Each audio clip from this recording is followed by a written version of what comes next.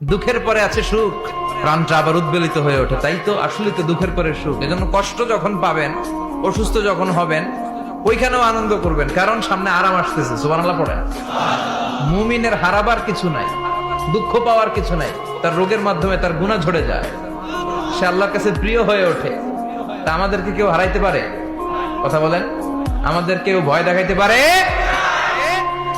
Motivational সূরা, সূরাতুল ইনশিরাহ আর সূরাতুদ দুহা।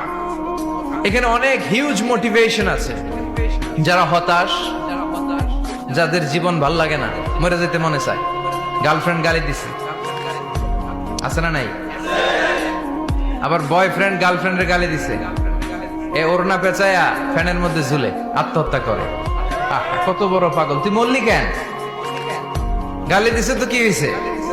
হ্যাঁ, বুঝতে চায় না, হতাশ হয়ে যায়। আর বয়স কম তো, ইচড়ে পাকা, অল্পতে কাবু হয়ে যায়।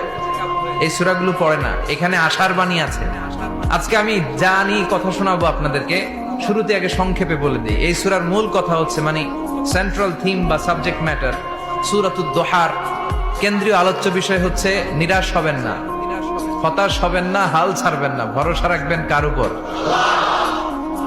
মুমিনরা নিরাশ হয়, হতাশ হয়, হাল ছাড়ে, নাকি ভরসা রাখে? কার উপর ভরসা? কার উপর ভরসা থাকবে? একজনের উপর। চিল্লায় বলেন, তিনি কে?